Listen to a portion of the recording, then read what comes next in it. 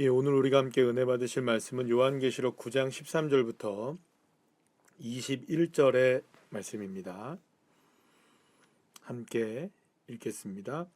여섯째 천사가 나팔을 불매 내가 들으니 하나님 앞 금 제단 네 뿔에서 한 음성이 나서 나팔 가진 여섯째 천사에게 말하기를 큰 강 유브라데에 결박한 네 천사를 놓아주라 하매 네 천사가 놓였으니 그들은 그 년 월 일시에 이르러 사람 3분의 1을 죽이기로 준비된 자들이더라. 마병대의 수는 2만 만이니 내가 그들의 수를 들었노라. 이 같은 환상 가운데 그 말들과 그 위에 탄 자들을 보니 불빛과 자줏빛과 유황빛 호심경이 있고 또 말들의 머리는 사자 머리 같고 그 입에서는 불과 연기와 유황이 나오더라.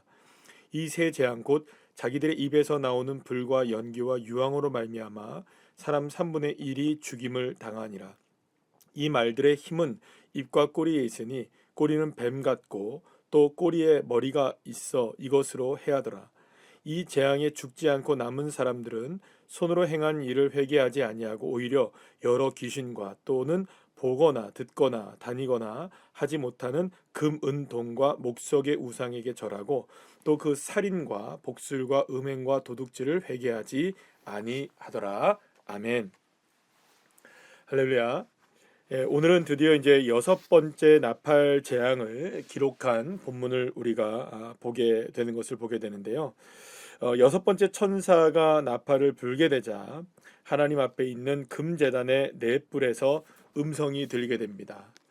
여기서 금제단은요, 이 성도들의 기도가 상달되고 응답되는 그 임재의 자리를 상징하기도 합니다. 자, 어쨌든 하나님은 여섯 번째 나팔을 든 천사에게 큰 강 유브라데에 결박한 네 천사를 놓아주라고 말씀하시게 됩니다. 이는 결국 이제 땅에 본격적인 화가 임하게, 둘째 화가 임하게 된다는 것을 예고하는 장면이기도 합니다. 네 천사가 결박을 당해 있습니다. 이 네 천사는 하나님에 의해 제어를 받고 그분의 정하신 그 시점에 명령을 수행하기 위해서 기다리고 있는 것이었죠. 이것은요, 앞서 내 땅 모퉁이에서 사방의 네 바람을 붙잡아서 땅과 바다의 바람을 불지 못하도록 제어를 당하고 있었던 바로 그 네 천사를 의미합니다. 그렇다면 네 천사가 이렇게 제지를 당하고 있었던 이유는 무엇이었을까요? 그것은 하나님의 택한 종들 14만 4천 명의 이마에 인을 치기 위해서라고 말할 수가 있습니다. 그러니까 이때까지 이들을 보호하기 위해서 온 세상에 내려지게 되는 재앙이 유보가 되어 있었던 것이죠. 하지만 이제 모든 인치는 활동이 다 끝나게 되었을 때에 이제 불신자들을 향한 본격적인 심판이 진행된다는 것을 말씀해 주고 있는 것입니다. 이렇게 결박에서 풀려나게 된 이 네 천사는요, 하나님의 정하신, 특별하게 정하신 연월 일시에 온 세상을 향하여 타격을 가하기 시작합니다.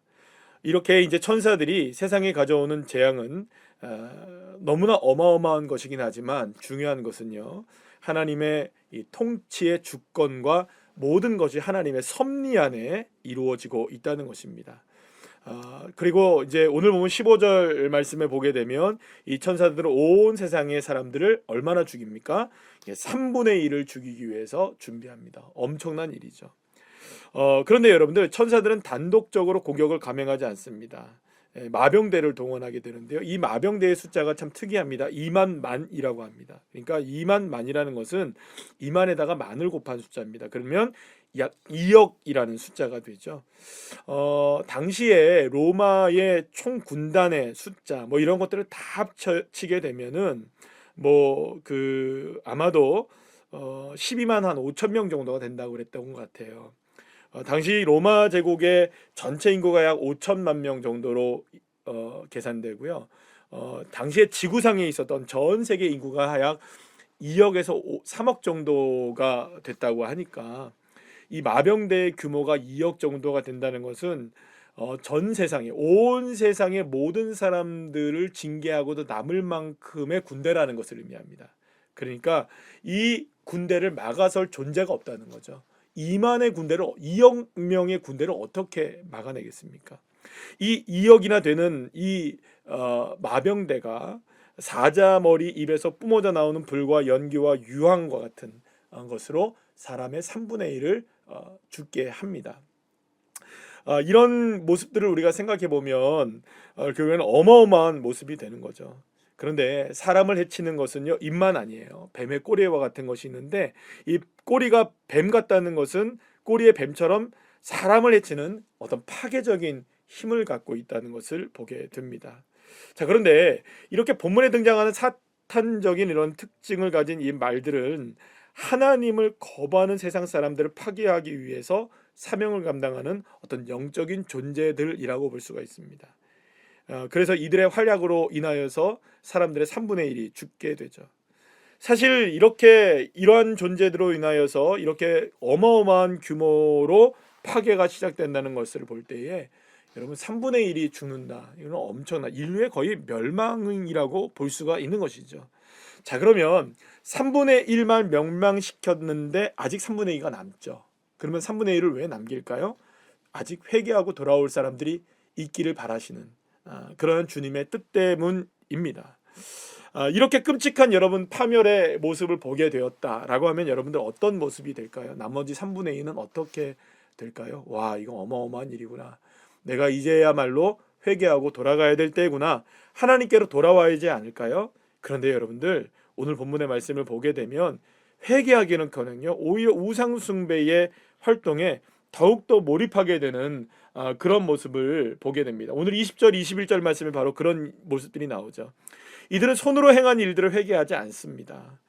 오히려 우상숭배를 시작합니다. 금은동, 나무를 또 돌을 섬기게 되고요. 이런 여러 가지 모습들을 섬기게 되면서 그들은 오히려 우상에 집중하게 되는 걸 봅니다. 하나님이 심판을 내리시는데 하나님께 돌아오지 않고 오히려 우상 숭배를 더 심각하게 하고 있는 모습을 보게 됩니다.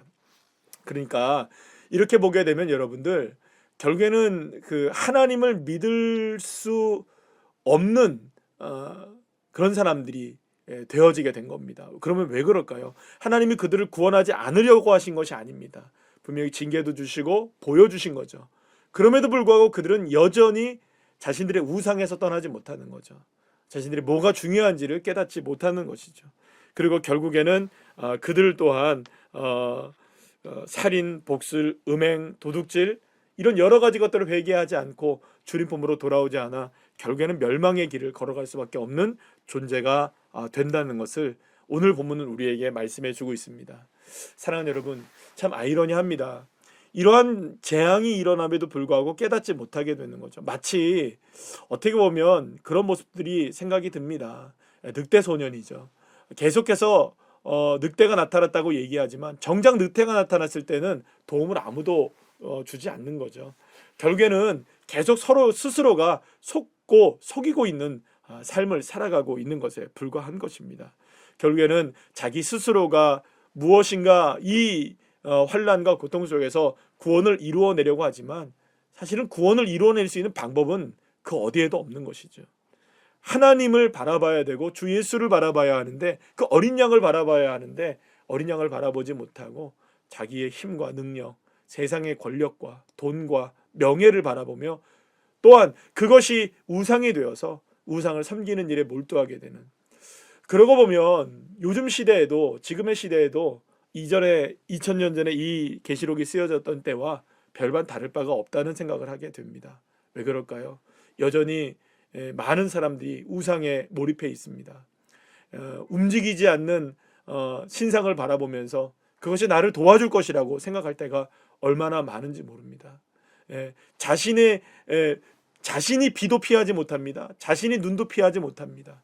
그러나 그것을 통해 우리가 고난을 피하기를 바라고 있는 사람들이 얼마나 많은가요? 어리석기 그지없는 이런 모습들이 우리에게 드러나는 것이죠. 결국에는 이런 모습들을 우리가 보게 될 때 우리가 예수를 믿게 되고 회개하여서 하나님의 자녀가 됐다는 것이 얼마나 놀라운 감사인지를 알게 되는 것입니다. 6번째 재앙이 일어나고 나팔이 불려져도 회개하지 않는 사람들이 있다는 거예요. 그런데 주님 앞으로 우리는 돌아왔단 말입니다. 얼마나 놀라운 은혜인가요? 사랑하는 여러분, 이 땅에 하나님은 끝까지 회개하기를 기대하고 계시고 돌아오기를 바라고 계십니다.